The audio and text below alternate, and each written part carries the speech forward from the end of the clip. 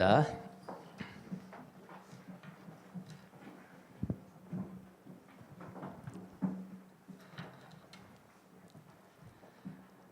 살아계신 주님, 주님을 갈망하는 영혼들이 이곳에 모여서 주님의 음성을 기다립니다.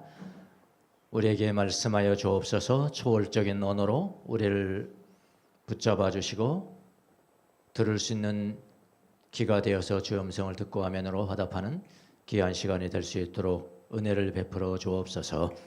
부족한 종을 세워싸온 입술에 기름을 부어주시고 기록된 말씀과 되지 않은 말씀까지도 주의 은혜 가운데 전달되는 귀한 시간이 될 수 있도록 축복하여 주옵소서. 감사하고 예수님의 이름으로 기도합나이다. 아멘. 자, 오늘부터는 이제 마태복음 13장으로 넘어갔습니다. 13장의 말씀은 전부 다 비유로 말씀하시고 비유를 해석하시고, 그게 몇 가지나 될까요? 8가지가 됩니다. 8가지. 8가지를 비유로 말씀하시고 그 다음에 해석하시고. 그러니까 비유로 말한다는 것은 정말 신비로운 진리를 사람들이 못 들으니까 평범한 이야기를 먼저 던져주는 거예요. 먼저 던져주면은, 근데 두 종류의 사람이 있겠죠? 평범한 말은 다 알아듣는 것이니까 그거 알아듣고 끝나버린 사람이 있고, 그런데 어떤 사람은 한 단계 더 나아가 주님 앞에 질문을 하는 거예요. 그 비유가 무슨 말이에요? 이렇게 제자들이 그랬듯이 비유가 무슨 말이에요? 이렇게 질문을 잘한 사람은 그 평범한 비유가 드러내주는 신비로운 영적인 진리를 알게 되고, 그런 이야기 8가지가 다 그렇게 되어 있습니다. 그러니까 앞에 비유만 듣고 영적인 진리를 모르는 사람들은 들을 기가 없는 사람이고, 결론적으로 말하면 비유도 들었지만 그 비유가 가르치는 신비로운 영적인 진리까지 안 사람은 들을 기가 있는 사람이고, 그런 이야기죠. 결론을 다 내드렸습니다. 13장이 전부 다 이거예요. 이런 사람이 있어요. 이런 사람이 있었어요. 여자분인데요. 앞으로 너는 시집 가서 무조건 남편에게 하기를 죽게 하듯 해야 된다. 사라한테 아브라함을 대할 때 그렇게 대하라고 그랬잖아요. 죽게 하듯 해야 된다. 그래서 그 말씀을 그대로 적용한 아내가 있었습니다. 이야기입니다, 그냥. 이야기. 그래서 아내는 남편을 하나님처럼 사랑하라는 말씀이 아주 그대로 문자 그대로 순종을 했습니다. 열심히 요리했습니다. 오직 누구를 위해서? 오직 남편을 위해서 열심히 요리했습니다. 남편에게 극진히 대접했습니다. 열심히 남편 아침 출근길에 옷을 골라서 입히고 넥타이를 골라서 입히고, 누구 뜻대로? 자기 뜻대로. 이게 이제 이 문제야. 자기 뜻대로 좋은 양복 입히고 넥타이 골라서 줬고, 남편에게 화장도 시켜주고 여기 바르고 저거 바르고. 그러나 정작 그 아내가 남편에게 당신은 무슨 컬러를 좋아해? 무슨 색깔을 좋아해? 무슨 스타일을 좋아해? 남편에게 무엇을 좋아하는지 전혀 물어보지도 않았고, 전혀 물어보지 않았기 때문에 아내는 남편이 무엇을 좋아하는지를 들은 적이 없어요. 들은 적이 없다면 어떻게 되겠습니까? 여러분, 일평생 그렇겠다고 생각합니다. 진정으로 서로 사랑한다고 말할 수 있을까요? 또 아빠가 아들을 사랑해서 야구 경기장에도 데리고 가고, 요즘은 캠핑이 유행하네. 우리 때는 캠핑 그런 거 없었어요. 가족이 가는 건 생각할 수 없어요. 그래서 몰라 그래요. 요즘 막 캠핑도 가족끼리 가고 데리고 가고 열심히 놀아주긴 했는데, 열심히 놀아줬는데 정작 자기 아들에게 너는 무엇을 하고 싶어 하냐? 무엇을 하는 게 재밌겠냐? 무엇을 하고 싶어 하는지를 전혀 묻지도 않고, 그래서 아들의 마음에 있는 것을 전혀 듣지 않는다면 또 어떻게 될까요? 그걸 진정으로 사랑한다고 말할 수 있을까요? 저는 하나님과의 관계도 마찬가지라고 생각을 합니다. 한 성도의 이야기를 하겠습니다. 하나님을 참 사랑하는 성도가 있었습니다. 아주 하나님 사랑해서 그는 새벽마다 교회에 가서 하나님께 부르짖었습니다. 주로 이분은 부르짖는 게 뭘까요? 정작 자기 자신을 위해서 기도 안 해요. 이런 사람들은 아주 더 고차원 차원, 내 이웃을 위해서, 내 교회를 위해서, 세계 평화를 위해서, 세계 선교를 위해서 이런 거 기도한다고. 그리고 얼마나 기도를 했는지 하나님 앞에 강청하는 기도를 날마다 합니다. 청구하는 기도. 어떤 날은 얼마나 부르짖었는지 목이 쉬어요. 얼마나 부르는지 목이 쉬어서 목소리가 제대로 나오지 않습니다. 그것이 너무나 자랑스럽습니다. 내 쉰 목소리로 말할 때마다 내가 이런 사람이요, 속으로는 내가 이렇게 기도를 많이 하는 사람이요, 그렇게 자랑스럽습니다. 날마다 교회에 나가니까 그것 때문이라도 은혜를 받습니다. 은혜가 없는 게 아니고 은혜를 받아요. 그런데 기도를 다 들으신 하나님께서 그에게 말씀을 하려는 순간에 그는 귀를 닫아버립니다. 아니, 그에게는 들을 귀가 없었어요. 훈련이 안 됐으니까요. 그래서 날마다 일방적인 원사이드 기도다 이래요. 날마다 일방적인 기도만 드리고 듣지는 않습니다. 정말로 그는 하나님을 사랑하는 사람일까요? 여러분, 사랑이 뭘까요? 사랑은 짝사랑이 아니잖아요. 짝사랑이 아니라고요. 사랑은 관계죠.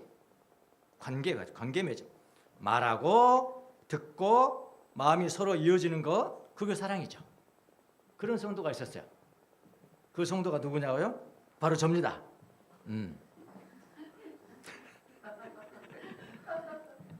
저도 새벽기도 가장 먼저 나갔습니다.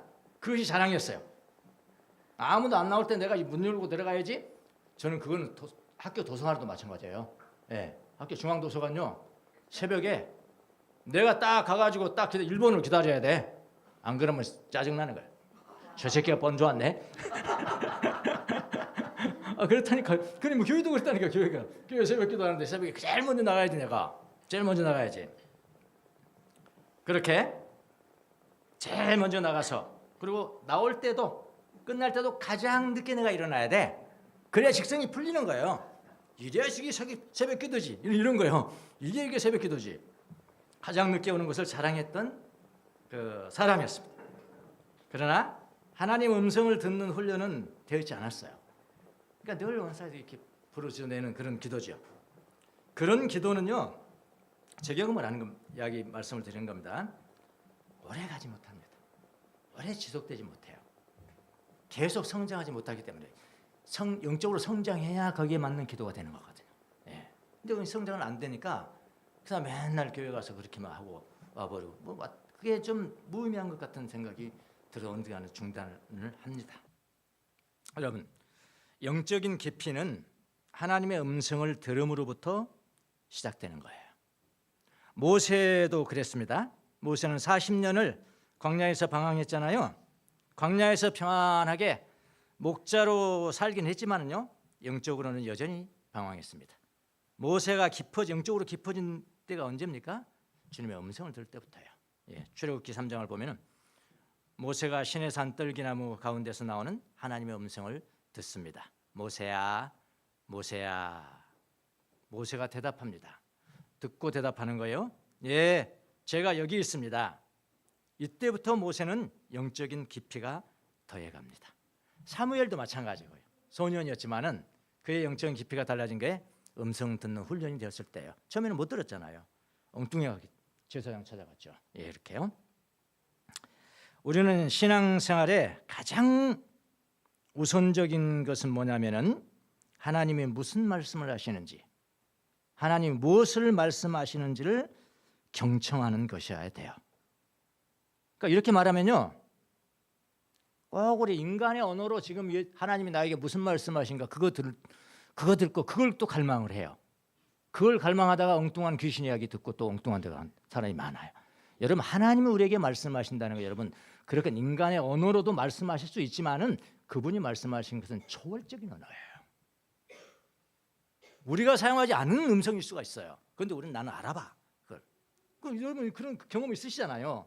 이렇게 표현을 못했지만은 경험 있어요. 그분은 내게 한국말로 하신 것이 아니었고 영적인 어떤 총괄적인 말씀을 하신 거야. 그렇게 말씀하신 거야. 그 로고스가 그거거든요. 예. 여러분 구약의 백성도 마찬가지입니다. 쉐마 이스라엘 그러잖아요. 쉐마 이스라엘. 그게 무슨 뜻입니까? 이스라엘아 들으라. 쭉 있네요. 예. 신명기 6장 4절 말씀하시. 이스라엘 구약 성경도 마찬가지죠. 신약에도 마찬가지고요. 주님의 음성을 듣는 것이 가장 우선순위였어요. 신앙생활에 있어서. 그런데 우리는 그 훈련이 안 되는 거죠. 예. 그냥 외적인 종교적인 훈련이 먼저지 주님의 음성 듣는 훈련이 먼저가 아니에요. 여러분이 개인적으로 하는 모든 영성 훈련, 모든 개인적으로 하든 교회적으로 하든 모든 영성 훈련도 모두가 다 어디에 초점이 맞춰야 되느냐? 하나님을 경청하는데 초점이 가야 되는 거예요. 들으라, 들으라, 들으라. 오늘 본문도 하나님의 말씀을 경청하는 것에 관한 말씀이에요. 예, 하나님의 말씀을 경청하는 거예요. 들으라, 귀 있는 자는 들으라. 그러니까 13장에서는 예수님이 8가지 비유를 들어주고 있습니다. 자, 제자들에게는 이 비유를 자세하게 설명해 주십니다. 제자들에게는요. 그러니까 비유라는 것은 그거예요. 비범한 일을 설명해 주기 위해서 평범한 스토리를 하나 딱 던져주는 거예요. 그래서 비유, 파라볼레 그래. 파라볼레 헬라어로 파라 플러스 볼레예요. 파라는 곁에, 볼레는 던지다. 던진 거, 던지다. 이게 진리가 안 보이니까 신비는 영적인 진리는 안 보이는 거거든. 하나님 안 보이시잖아요. 그래서 하나님 볼 수 있도록 평범한 것을 딱 던져주는 게 비유라고요. 비유. 그래서 주님이 던지는 평범한 말만 알아듣고 그 평범함이 가르치는 비범한 것을 깨닫지 못한다면은 그 사람은 주님을 바로 듣지 못한 사람이다. 그래서 예수님께서 뭐라고 그랬습니까? 귀 있는 사람은 들어라 라고 말씀하셨습니다. 자, 예를 들어볼게요. 예수님이 마태복음 13장 3절에서 8절까지 해서 평범한 비유를 던지셨어요. 평범한 비유를 던졌습니다. 무슨 비유입니까? 씨 뿌리는 사람 비유예요. 씨 뿌리는 사람. 씨를 뿌리는 사람이 씨를 뿌린답니다. 이건 예수님이 직접 말씀하신 겁니다. 비유 말씀입니다. 씨를 뿌리는데 더러는 길가에 떨어집니다. 그랬더니 새들이 와서 그것을 쪼아 먹었습니다. 이건 지금 비유입니다. 스토리 이야기하는 겁니다. 예수님이. 또 두 번째는 더러는 흙이 많지 않은 돌짝밭에 떨어집니다. 그래서 흙이 깊지 않아서 싹이 나지만은 해가 뜨자 다 타버리고 뿌리가 없어서 말라버렸다. 이 두 번째 말씀하셨고, 세 번째 더러는 가시덤불에 떨어집니다. 가시덤불이 자라서 그 기운을 또 막아버려서 또 못 자랐고, 더러는 좋은 땅에 떨어져서 열매를 맺었는데 100배, 60배, 30배가 되었다. 그러니까 100배, 60배, 30배 이것도 또 오해를 많이 하시는데 기적이 일어났나? 와, 100배. 그러잖아요. 그 이야기가 아니고 이제 밀을 하나 심잖아요. 밀을 하나 심으면 여러분 밀을 심으면 아시겠지만은 어떤 밀은 막 이렇게 큰 것도 있고 다 똑같은 게 아니에요. 밀이 이렇게 커요. 열매가 어떤 건 이렇게 되고 어떤 건 이렇게 되고. 근데 그 당시에 팔레스타인 지역에 괜찮게 야 이거 풍년이다 하면은 이거는 거의 30배, 60배는 되는 거예요. 예. 왜냐하면 하나 심었는데 그 알이 30개는 그냥 가잖아요. 보통은 30개잖아요. 거기 세 보세요. 예. 근데 조금 잘 되면 60개예요. 진짜 실한 놈은 100개 알맹이가 열리는 거. 그 말입니다. 그러니까 그 가능한 거죠. 자꾸 기적만 생각하지 마시라고요. 그래 잘 됐다 그렇게 잘 된다 라는 거예요. 그렇게 이 비유를 듣는 사람들이 누구냐면은 자 여기 13장 1절에 보니까 그날 그랬죠. 그날은 언제예요? 지금 그날은 예수님이 가버나움에서 사람들이 막 미어 터지도록 거기서 말씀을 전하고 병자를 고치고 예수님 어머니도 오시고 형제들이 와서 밖에서 미쳤다고 예수님이 미쳤다는 소문을 듣고 끌어가자 강제로라도 끌고 가자라고 해서 거기 서 있고 그때요. 그때 근데 사람이 너무 많은 거예요. 그날 예수께서 집에서 나오셨어요. 그러니까 사람이 너무 많아서 이 사람들 다 가르칠 수 있는 방법이 뭘까? 그럼 밖으로 나가는 거죠. 예, 그날 바닷가에 앉으셔서 큰 무리가 모여드는데 예수는 배에 올라가서 앉고 무리는 물가에 서 있는 거죠. 이걸 상상하셔야 됩니다. 그날입니다. 그날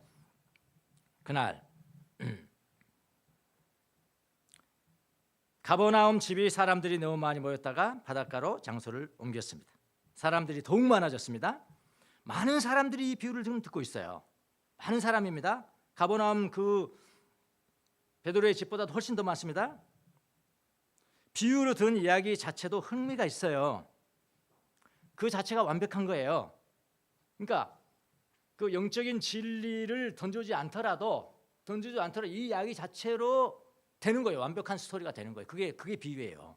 비유로만 재밌어요. 이게 한번 보세요. 그 비유를 듣는 사람들인 제자뿐만 아니라 더 많은 사람들이 있단 말이에요. 사람이 더 많아졌단 말이에요. 비유로 듣는 이야기도 재밌단 말이에요. 특별히 어떤 신비로운 어떤 비밀을 깨닫지 않더라도 흥미로운 거예요. 듣는 사람이 뭐라고 했겠어요? 아하, 씨 뿌리면 다 싹이 나고 열매를 맺는 줄 생각했는데, 다 열매가 나는 줄로 생각했는데 그런 것이 아니었구나. 아하, 열매를 맺지 못하는 씨들도 다양한 이유가 있구나. 뭐 새들 때문에, 태양 때문에, 가시덤불 때문에. 야, 예수님은 어떻게 저런까지 세밀하게 하셨을까? 흥미롭지 않습니까? 참 자상한 분이시구나. 이렇게도 생각하면서 다 그 비유를 경청했습니다. 많은 사람들이 경청을 했어요. 대부분의 사람들은 자, 여기까지 주님의 비유의 말씀을 여기까지 들은 거예요. 여기까지 다 들었어요. 그러나 일군의 특별한 사람들이 있습니다. 그 사람들이 누구냐? 하나님의 선택받은 제자들이에요. 이게 여러분들하고 여러분. 예. 교회 다니는 예수를 믿는 사람들이라고 보시면 돼요. 그 사람들은 특별한 하나님의 선택을 받은 백성들입니다. 예수님의 제자들입니다. 예수님의 제자들은 거기에 그치지 않습니다. 제자들은 별도로 예수님께 질문하는 거예요. 이때 이제 하나님의 진리가 나오는 거죠. 별도로 질문을 했습니다. 예수님, 그들에게 말씀하신 비유 말고요, 이 비유가 무엇을 의미하는지 그 영적인 진리를 말씀해 주십시오 하고 요청을 해요. 그게 바로 마태복음 13장 10절 이하의 말씀입니다. 이렇게 말씀하시는 예수님이 제자들이 다가와서 예수께 여쭈었다. 어찌하여 그들에게는, 글쎄요, 그들에게는 그리고 우리에게는 이게 되죠. 그들에게는 비유로 말씀하십니까? 예수께서 그들에게 말씀하셨다. 너희에게는 그잖아요. 너희에게는 하늘나라의 비밀을 아는 것을 허락해 주셨지만 다른 사람들에게는 그렇게 해주지 않으셨다. 자, 여기 10절에는 그들에게 주목하세요. 11절에는 너희에게 주목하십시오. 그들에게는 누굽니까? 비유가 가리키는 영적인 진리를 깨닫지 못하고 비유만 들은 사람들이에요. 그걸로 만족해요. 비유만 듣고 만족하는 사람들을 의미합니다. 그들은 귀를 가지지 않는 자들입니다. 무슨 귀일까요? 나 귀 있는데요. 자, 보이는 이런 귀를 말하는 게 아니죠. 마음의 귀입니다. 하나님의 음성을 들을 준비가 되어 있는 마음의 귀예요. 예수님의 음성을 듣는 귀예요. 그 다음에 그들 말고는 너희에게는 누구일까요? 택함 받은 제자들입니다. 귀를 가진 사람들이에요. 마음의 귀가 열린 사람들이에요. 그 비유를 통해서 영적인 진리를 알아들을 줄 아는 사람들이에요. 예수님은 제자들에게 18절부터 23절까지요. 비유를 설명해 주십니다. 그러니까 누구든지 하나님 나라의 말씀을 듣고 깨닫지 못하면은 악한 자가 와서 마음에 뿌려진 것을 앗아간다. 이런 의미라는 거예요. 뭐가요? 길가에 뿌린 씨의 비유는 이런 의미다. 그 다음에 말씀을 듣고 뿌리가 없는 사람도 있다. 오래 가지 못한다. 환난 때에 박해가 오면 곧 걸려 넘어진다. 이건 어떤 것이 가르쳤어요? 돌짝 밭에 뿌려진 씨가 이렇다. 말씀을 듣기는 하지만 세상의 염려, 재물의 유혹이 말씀을 막아 열매를 맺지 못하게 한다. 이런 사람은 어떤 사람? 가시덤불에 뿌려진 씨. 이런 사람을 이것이 가르치는 영적인 진리라는 거예요. 그 다음에 말씀을 받고 열매 맺는 사람도 있다. 그 사람은 어떤 사람이에요? 좋은 땅에 뿌려진 씨다. 이렇게 설명을 해주셨어요. 자, 우리가 이 비유에서 배울 수 있는 영적인 진리는 무엇일까요? 비유는 단지 씨가 어떻게 열매를 맺는가 또는 열매 맺지 못하는가에 대한 그런 말씀이었는데요. 비유는 그런 말씀이었잖아요. 근데 영적인 진리는 뭐냐면은 하나님의 말씀을 받고 열매 맺는 사람도 있고 열매를 맺지 못하는 사람도 있다는 거예요. 그러니까 하나님의 열매를 맺는다는 것은 예수님을 닮아가는 것을 의미합니다. 귀를 가진 자, 귀를 가진 자. 열매를 맺지 못한다는 것은 시간이 흘러도 많이 흘렀어도요 예수님을 닮지 못한 사람들이에요. 귀를 가지지 못한 자이기 때문에 그런 거예요. 그러니까 하나님의 말씀을 들으면서 세월이 많이 흘러도 예수님을 닮아가는 사람도 있고 세월이 아무리 흘러도 예수님을 닮지 못하는 사람도 있다. 이 진리를 지금 말하는 것이다. 그래서 원래 이 비유는 씨 뿌리는 사람의 비유입니다. 그러니까 씨 뿌리는 사람이 누굴까요? 씨 뿌리는 사람들이 말씀을 전하는 사람들이죠. 사실은 말씀을 전하는 사람에게 주는 진리거든요. 말씀을 결국 씨 뿌리는 사람은 말씀을 전하는 사람은 성실하게 말씀을 전했어도 잘 보세요. 성실하게 말씀을 전했어도 다 열매를 맺는 것은 아니라는 것을 알고 너무 낙심하지 말아라. 그러니까 저는 이제 말씀 전하고 난 낙심 안 하잖아요. 안 해요. 뭐 한 10명 중에서 한 2명 정도, 뭐 한 20% 정도, 20% 정도만 열매 맺으면 그건 오케이. 감사한 겁니다, 여러분. 그래 20, 80 이론이라는 게 있잖아요. 20%가 잘 훈련되면 80%로 이끌어간다는 거거든요. 한번 봐봐요. 우리 교회도요. 자그마한 교회지만 영성 훈련하겠습니다. 그럼 몇 프로가 응답합니까? 20% 응답합니다. 오케이. 그럼 오케이요. 낙심하지 마라. 이런 씨 뿌리는 사람은 낙심하지 말라는 거거든요. 무슨 일을 하든지 안에 낙심하지 말아라 하는 격려의 말씀입니다. 여러분 예수님의 비유를 많이 들으시잖아요. 여기뿐만 아니라 예수님의 비유를 읽을 때는 너무 많은 의미를 찾으려고 하시면 안 돼요. 실패해요. 한 가지 정도 또는 한 가지 더 이상이 있다면 예수님께 가르쳐 주세요. 거의 한 가지 정도의 의미만 찾아야 합니다. 예를 들어서 뭐 선한 사마리안 사람 같잖아요. 선한 사람이 되어라. 그 비유를 예수님이 들어주시잖아요. 한 사람이 예루살렘에서 여리고로 내려가다가 강도를 만났다.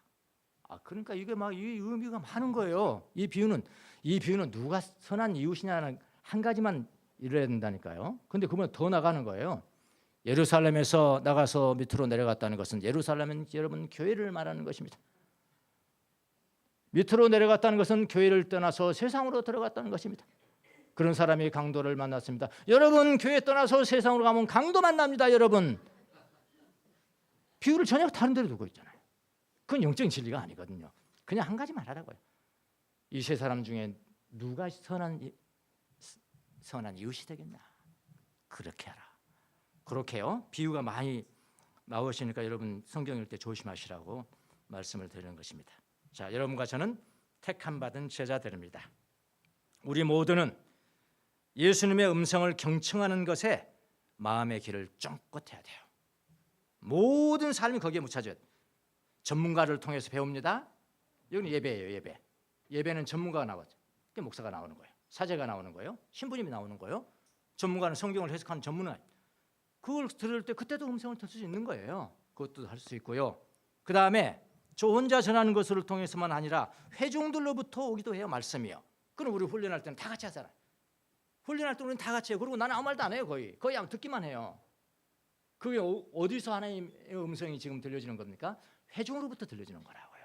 회중으로부터. 그러니까 전문가를 통해서 회중을 통해서 하여튼 모든 것들이 우리가 영성을 할 때도 모든 성도가 다 참여해서 그의 이야기를 하도록 하는 이유가 여기 있는 거예요. 우리는 모든 회중을 존중합니다. 뭐 초신자건 그건 상관없어요. 뭐라고 말씀하셨습니까? 한 주간 어떻게 사셨습니까? 한 주간 주님께서 당신에게 뭐라고 말씀하셨나요? 무슨 음성을 들으셨나요? 그거 다 나누는 거예요. 그게 하나님의 음성을 듣는 길들이거든요. 하나님의 음성을 어떻게 듣는가에 대해서 쓴 책이 있습니다. 존 에크만이라는 사람이 들음의 영성, 그러니까 listening to God 그러는데 영어로는 우리나라 성경에는 책은 번역은 그냥 들음의 영성이라는 번역도 되었습니다. 저는 이건 이제 한 10년 전에 10년이 뭐야? 한 2년 전에 논문 쓰면서 인용하려고 이제 썼는데 근데 이제 논문 쓰면서 인용하려고 읽을 때 하고 정말 내 마음에 걸음이 되고 영양분이 되게 하기 위해서 길을 읽는 것 좀 다르잖아요. 어째 좀 달라요. 하여튼 그건 여러분이 한번 경험해 보시면. 근데 그때 읽은 10년 만에 다시 들었어요. 이 책을 다시 들었는데 정말 옳은 말씀을 많이 하셨더라고요. 요즘은 진짜 내 마음에 영혼의 양식이 되는 책으로 제가 읽고 있습니다. 여러분에게 추천을 합니다. 번역이 되어 있으니까요.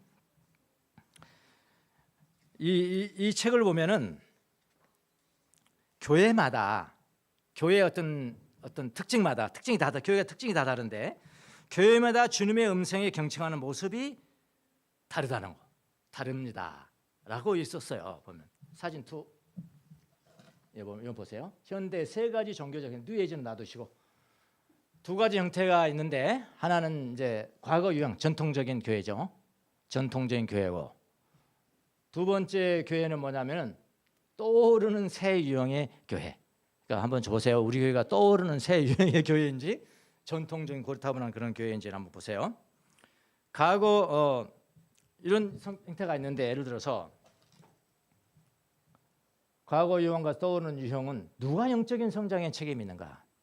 이걸 누가 영적인 성장에 책임이 있는가? 과거 유형은 이거는 구조적으로 이렇게 계급적인 구조가 있고 제일 위에 이제 저자, 교수, 계층 구조. 그러니까 이거 전문가죠. 여기 보면요. 전문가. 이거 같이 보세요.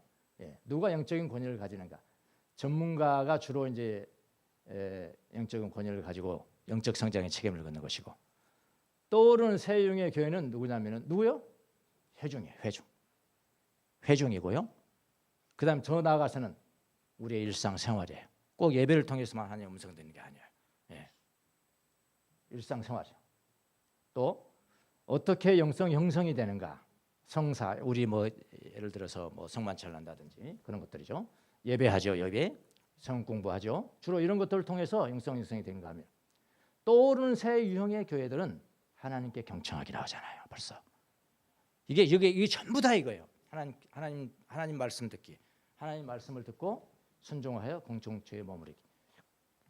기도는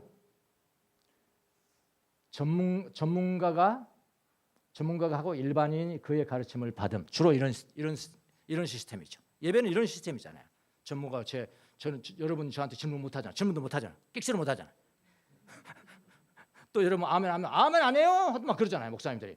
아멘 따라서 하세요. 막 강제로 아멘 하시죠. 이런 구조죠.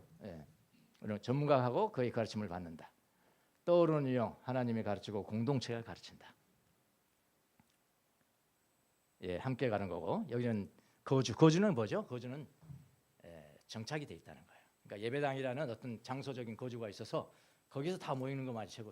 그 안에서 하는 것만이 중요하다. 영성 형성되는 곳이다. 하지만은 떠오르는 교회는 뭐예요? 함께 여행한다. 다 우리가 다 여행객들다라는 것이고요. 영적인 경험이 중요하고 여기는 학문적 지식이 중요하고 이성보다 감성도 중요하고 영적인 경험 이렇게 봤어요. 그래서 요거를 그러면 알기 쉽게 또 도표를 잘 그려놨더라고. 3. 여기는 뭐죠? 하나님을 알매 대한 객관주의자들의 통념. 이건 이제 전통적인 교회의 전문가가 딱 있어. 목사님이 다 서 있고 여러분 다 아마추어야. 그러니까 여기는 나쁜 의미 아마추어입니다. 좋은 의미의 아마추어는 있어요. 좋은 의미의 아마추어는 뭐죠? 사랑하는 사람이에요. 사랑하는 사람이 이제 전문가 아마추어라고 그러는데 여기는 이제 나쁜 의미예요. 더 이상 안 가는 거예요. 당신이 다 주세요. 다 알아서 해주세요. 목사님. 그래서 목사님 설교 듣는 거 그거 자랑하는 게 굉장히 큰 몫이잖아요. 어떤 사람 성도를 만나면은 자기 교회 목사님이 이렇게 말씀하셨어. 목사님이 이렇게 말씀하셨어. 우리 목사님이 이렇게 설교하셨어. 그거 자랑하고 있어요. 난 당신의 목사님에 대해서 듣고 싶은 것이 아니라 당신의 주님이 뭐라고 하셨나. 그것도 듣고 싶은 거잖아요. 근데 이 구조죠. 또 다른 떠오르는 교회를 보자고 했어요. 복잡하네요. 예, 여기 떠오르는 교회는 복잡한 겁니다. 예. 전문가 한 사람이 있고 다들 아마추어머니 그런 단순한 거예요. 끽소리 못해요. 감히 당회장한테 무슨 이런 진리의 공동체라고 그랬어요. 저는 주제가 있으면 다 아는 자예요. 다 한마디씩 해. 이 모습 어디서 많이 본 것 같지 않습니까? 우리 영성훈련 아닙니까? 네. 영성훈련할 때 다 이거죠. 진리의 공동체의 모습. 우리 교회 영성훈련과 비슷한 모습이 아닌가, 그려지는 이미지가 아닌가 그런 생각을 합니다. 여러분, 우리는 예배를 통해서, 영성훈련을 통해서, 리트리트 통해서 우리 이제 다음 달에는 외부로 가지만은 다음 내년 하반기부터는 우리 독자적으로 갈 수 있게 됐습니다. 이제 갈 수 있을 것 같습니다. 하나님이 드디어 이제 준비를 시켜서 그렇게 정기적으로 갈 수 있도록 모든 교인들이 일부시 참석해 갈 수 있도록 무슨 훈련하러? 듣는 훈련하러. 예수님의 음성을 듣는 훈련. 그리고 뭐 오늘 오후에도 우리가 수련해야죠. 이것도 들음에 초점이 맞춰져 있어요. 다 들음이에요. 들음. 성모일도 우리 배웁니다. 성모일도를 왜 합니까? 듣는 거예요. 듣는 거. 예수님을 듣는 거예요. 야외 수련회, 동산 모임 모든 곳에서 예수님의 말씀에 경청하는 훈련을 하는 것입니다. 우리 교회는 다 아마추어만 있고 전문가 한 사람 있는 그런 교회보다는 모두가 전문가예요. 모두가 아마추어인, 모두가 아는 사람, 모두가 회중이고 모두가 듣고 말할 수 있는, 하나님의 음성을 들었다고 말할 수 있는, 그리고 서로 가르치는 그런 교회가 되시기를 예수님의 이름으로 축원합니다. 시험해 보겠습니다.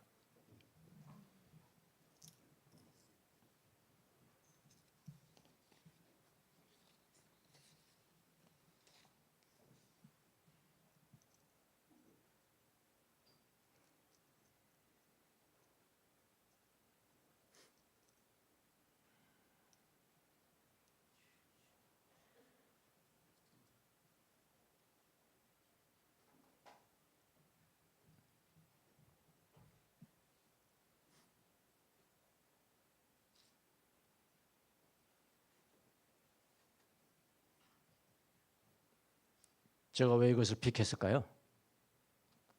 저는 이제 너를 좀 불경하게 하긴 하지만 저는 예수님이라고 생각했습니다. 예수님 하면 딱 치가 나와요. 이분 분명히 그랬을 겁니다. 예.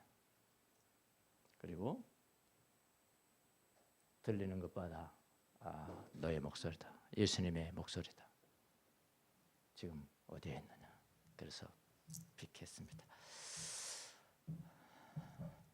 기도하겠습니다.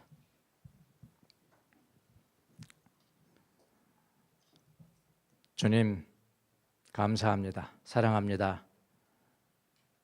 사랑하는 분의 음성을 듣기를 원합니다.